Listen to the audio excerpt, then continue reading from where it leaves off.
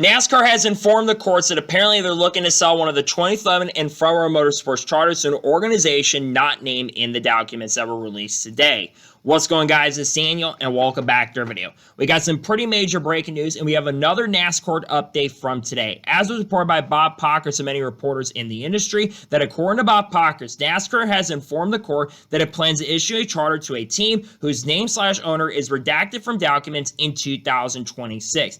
It says it is not one of the charters that SHR sold to 2311 in Front Row Motorsports. NASCAR considers those inactive charters, while the 42011 Front Row has a non-issued.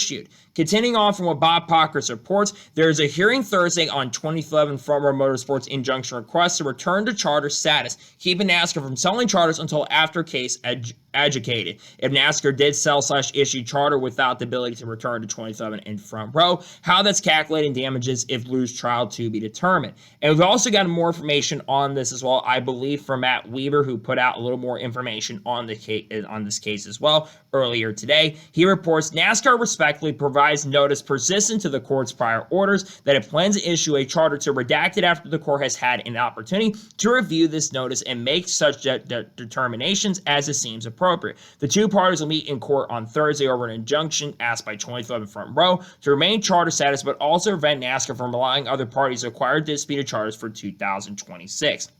NASCAR can't sell these charters until the court rules on Thursday's hearing. He also does report that, remember, that as far as NASCAR is concerned, it holds the four charters that 2011 in Front Row did not agree to terms over. More complicated in these charters that Stewart-Haas agreed to terms over and signed, but the December injunction forced NASCAR to acknowledge 2011 in Front Row as holding these charters. The Fourth Circuit Appeals overturned that injunction, but it's still not clear that's how it would be rolled back, and it's dependent on how the results from the hearing on Thursday anyway.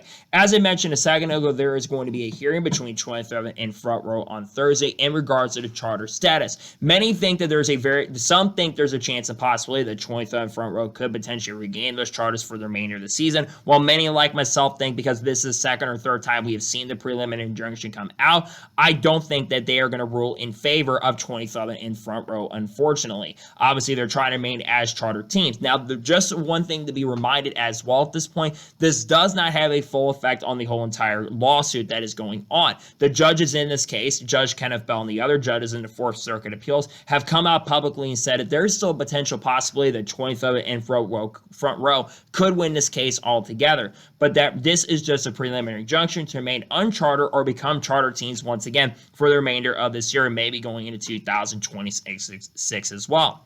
It's also not shocking and surprising to see that the judge is saying this, but it's not shocking and surprising that NASCAR is looking to potentially sell those charters for the 2026 season to a team and organization. There's a couple questions that do need to be asked. Number one, are these charters going to be free? Because NASCAR is going to be issuing a charter. Is this going to be free, or is this going to cost a lot of money? NASCAR is probably not going to want to hurt the value of the charter market, so there is a potential possibility that this charter could cost money for the teams, but it may be less money than we've seen in the past. And then also, or could it end up being free? If it's issued for free, that is going to have a major culture shift on the market going forward when it comes to the charters at this point. And I think that is certainly interesting. The other big question we got to ask ourselves is what team could potentially be the team that gets this charter for 2026? There's definitely a lot of teams that are looking to expand in the 2026 season. One that a lot of people think is Legacy Motor Club. One thing that could hurt that, though, is Legacy Motor Club is currently in a lawsuit currently at the moment with Rick Ware Racing. They just announced recently that they received litigation, that a preliminary injunction recently that they cannot sell the charter until the litigation is set. That means Rick Ware Racing or the organization and team. But could Legacy Motor Club get that third charter? There's been talk about Jesselov going over this program for 2026. I think that is certainly a possibility at this point. Another team I think about is RFK Racing. RFK Racing is kind of a little bit involved. They're not fully involved with the Rick Ware and Legacy lawsuit currently at the moment. Their name's kind of placed in it because one of the charters that Rick Ware Racing has currently at the moment is being leased over to RFK Racing for 2025. That other charter, if they do continue being a program in 2026, that other charter, which Cody Ware's driving for at the moment, is supposed to go over. Could they get that charter for 2026 if they're not part of this litigation in any way, shape, or form? I think that is certainly a possibility. Or then, of course, if they only have two cars in the future, could Brad Zalski retire? I think that's another possibility at this point.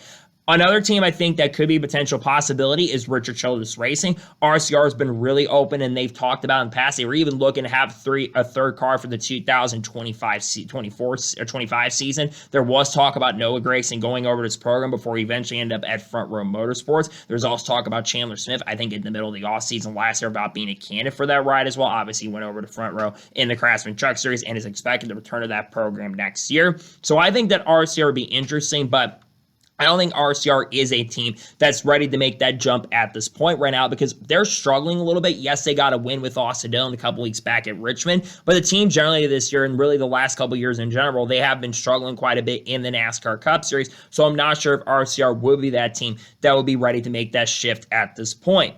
Another team that people would probably bring up, maybe the Haas factory team gets a second car. There's been rumors of Legacy could merge with the Haas factory team going into next year, so I'm not sure if they'd be one of the teams. Again, Front Row 2011, they're obviously off the table. I'd also expect that Hendrick Motorsports would be off the table. Joe Gibbs Racing's got 4 cars. Those 2 teams are off the table. Front Row, they have, not Front Row, but Joe Gibbs, people mentioned Team Penske. I don't think Penske's going to have a 4th car. They technically do have a 4th car with that Wood Brothers number 21, so I don't think that's certainly a possibility at this point.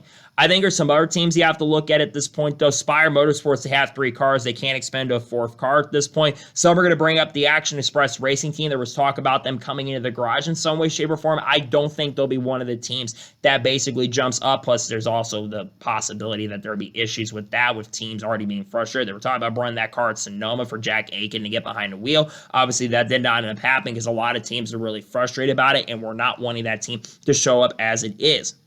Another team, though, that people do bring up is Junior Motorsports, and I've had a few people say that Junior Motorsports could be that potential team.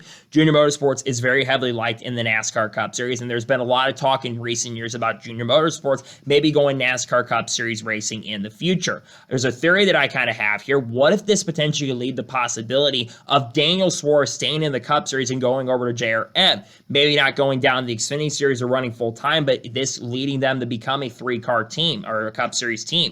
That would certainly be interesting, especially if the charter is going to be free and Dale Jr. is not going to have to pay a ton of money for that charter next year.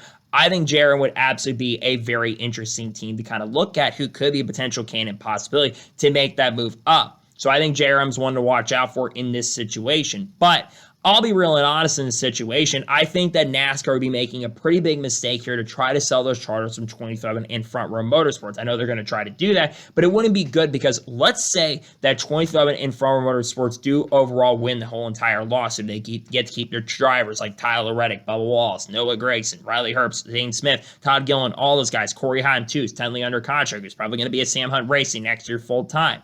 I worry, though, that if they win their suit, and they're going to be forced to get those charters back, you're going to have more lawsuits flying around here. So I feel like NASCAR should not be allowed to sell because I think it's going to get uglier very, very quickly.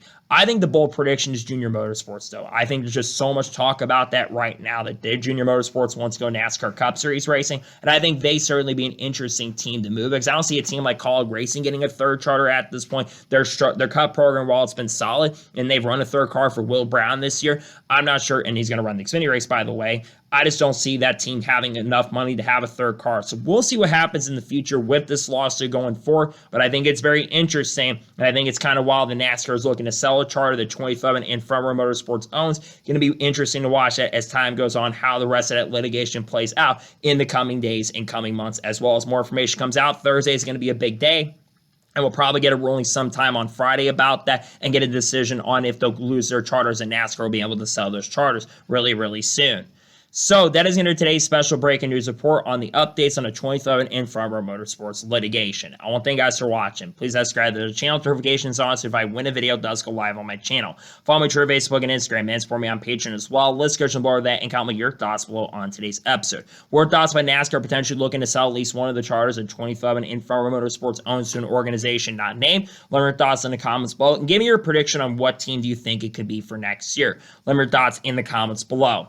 Tomorrow morning on the channel, we're going to have the 2025 NASCAR Cup Series playoff predictions dropping on the channel. We're also going to have Truck Series race picks for the Truck Series race taking place at Darlington. Wednesday, we'll have a NASCAR news video, talk more about this and talk about some of the other news going on. And we're also going to have the Xfinity race picks for Portland. Then on Thursday, we'll have Cup race picks for the Southern 500 and the paint scheme video for Darlington and Portland as well. Then, of course, on Friday, we'll have, of course, a news video drop. We might do reactions to Truck Series qualifying, but I'm not sure at this point. And then Saturday and Sunday, we'll have reactions to Darlington, Portland on Saturday, and then on Sunday we'll have the reactions to the Southern 500, and the Monday we'll have a NASCAR news video dropping. We got a lot of content coming up. People like Haley Deegan, SVG, Carl Edwards, Kurt Busch, Kyle Busch, Bubba Wallace, Ross Chastain, Sheldon Creed, Sam Aaron, Frankie Muniz, Cletus Afaro, Dodge Ram, Will Brown, Jack Perkins, Brock Feeney, all the good stuff. We'll have a lot of fun content dropping soon, and I'll see you guys there for all that. So good content coming your guys' way. So anyways, like I said, I want to thank you guys for watching today's episode. I'll see you guys next time for more great, awesome NASCAR content, other motorsports content on the channel like this.